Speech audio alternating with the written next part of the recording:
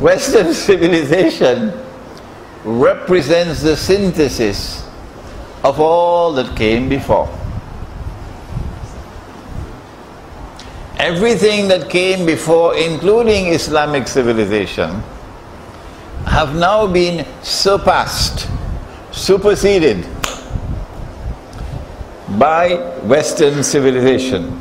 This is the best.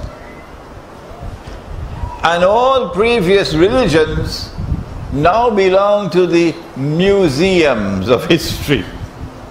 Huh?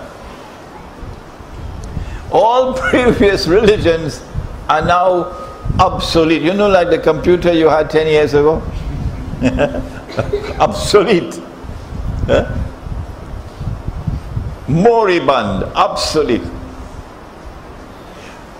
Belonging to museums of history. Their time in history have come and gone, never to come back. And modern Western civilization represents the best, the highest state of progress that mankind has ever achieved. You know, when a man can marry another man. When a man can marry another man, they're going to be hating me when they listen to this lecture. And when women can be dressed and yet be naked, that's progress.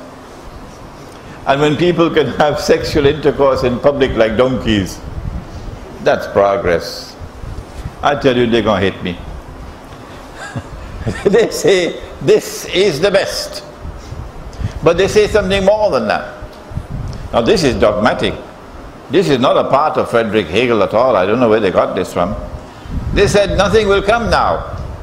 This is the last. This is the last. There's nothing to come to surpass modern Western civilization. What was his name? The Japanese fellow? Yeah. Fukuyama. Fukuyama. This is the best, and there's nothing to come to surpass modern Western civilization. Oh, but wait, this is not the whole story. Come on, Fukuyama, there's more to this. Why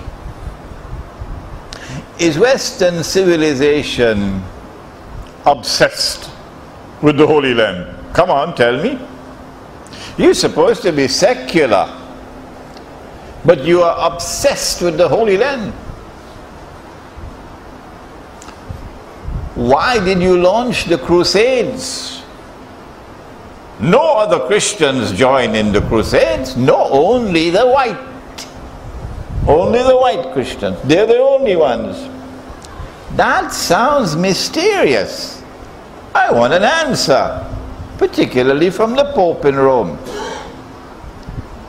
Why is it that Britain, which is supposed to be a secular state, in October of 1917 issues this strange and mysterious declaration called the Balfour Declaration, that it is the intention of the British government to work for the establishment of a Jewish national home in the Holy Land. It sounds as though modern Western civilization is pursuing a religious agenda. It's time for us to say so. Put it on record. And why is it that Britain in 1948 acted like a thief in the dark, functioning as a midwife for the baby to be born? The state of Israel. The British are very particular about law and transfer of power. You know, midnight and the flag and all the drums and song, the transfer of power is part of the pageantry of Britain. when they decolonize, and a constitution and so on. But for Israel, they didn't do that. There was no legal transfer of power for Israel to be born. No, Britain, you left like a thief in the dark. Why? Is it because this Israel must have credentials as Holy Israel? It seems as though modern Western civilization is pursuing a religious agenda. Why does Britain maintain such a strong, close relationship with Israel? Sending spies into the Muslim world, Lawrence of Arabia, all the others, to wreak havoc amongst Muslims for Israel's sake. And then when Pax Americana took over from Pax Britannica, do you have any tools of political analysis to explain to me why does the United States of America have this strange and mysterious obsession with Israel, protecting Israel, with countless vetoes in the Security Council of the United Nations? Why is there this massive transfer of wealth to Israel? Why is there this massive transfer of military technology to Israel? Why? It seems as though the United States has a religious agenda as well, that they want Israel to become the ruling state in the world. And those who control power in the United States know that the time has now come for the United States to bow so Israel can stand. And therefore the US dollar has to collapse, the American economy has to collapse. So it'll be very convenient for us now to make sure we put a black man as president. So he'll be the fall guy. I hope Barack Obama listens to this lecture. Is it that modern Western civilization is led by people who are themselves pursuing a religious agenda connected with Akhiru Zaman? Is it? Yes, it is. And now we come to the Islamic view of the end of history. Nabi Muhammad alayhi salatu wasalam told us that Allah subhanahu wa ta'ala created a being and programmed that being to function as someone who would impersonate the true Messiah. And he called him Al-Masih al-Dajjal. Al-Masih al-Dajjal. And so Dajjal will one day appear as a human being. I believe that's not too far from now. Maybe another 20, 25 years, 30 years, Dajjal is going to appear as a human being. Yeah, in Jerusalem. In order for Dajjal to convince the Jews that he is the Messiah they're waiting on, okay, he has to liberate the Holy Land. He has to bring the Jews back to the Holy Land, to reclaim it as their own. He has to restore a state of Israel in the Holy Land. Oh, but he's already done all of that. How did he do it? The Quran tells us that Allah created human beings from Banu Adam. Human beings. I have created creatures of mine so powerful that none but I can destroy them. Therefore, I want to suggest to you that Gog and Magog must have a unique genetic composition. The Ashkenazi Jews the European Jews have precisely that unique genetic composition, different from all the rest of mankind.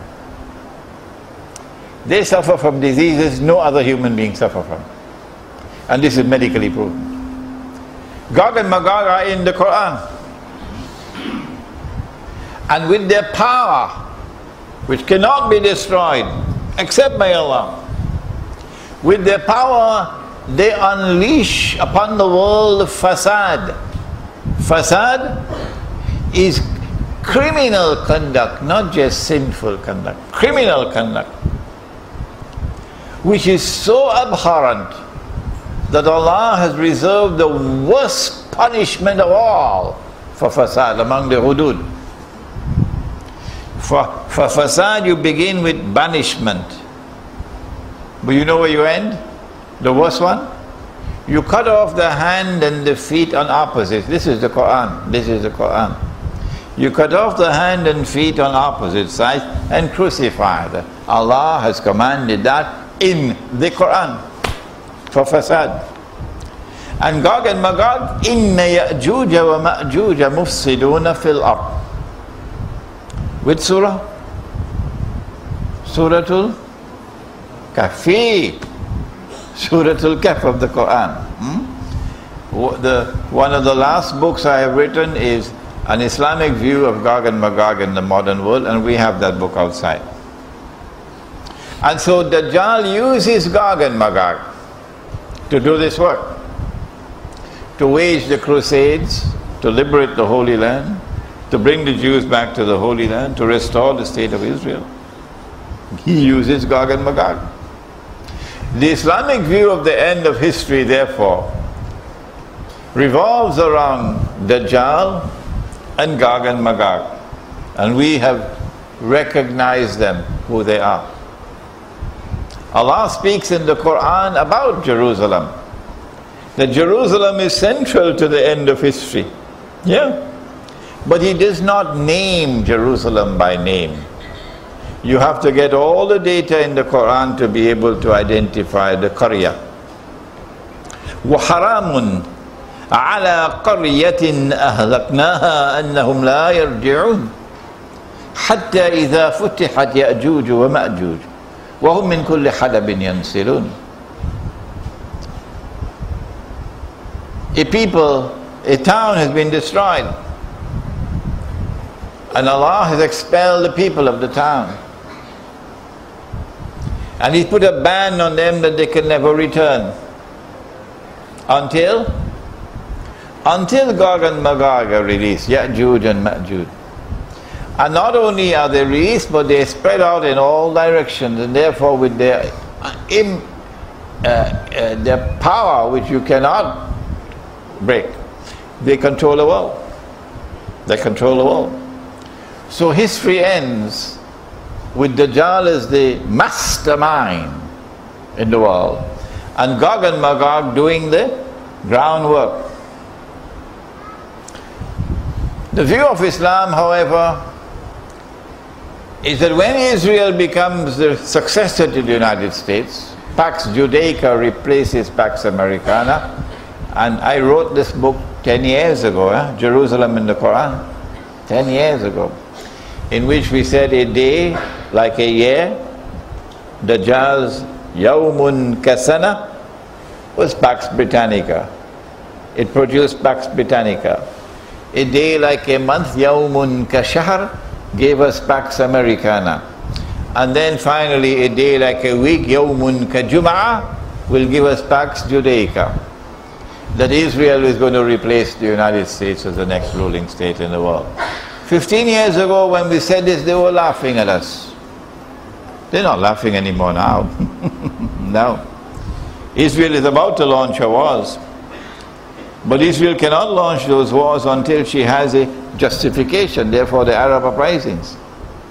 And Israel has to remove that threat from Pakistan. Pakistan, nuclear weapons and nuclear plants have to go, and Iran's nuclear plants have to go,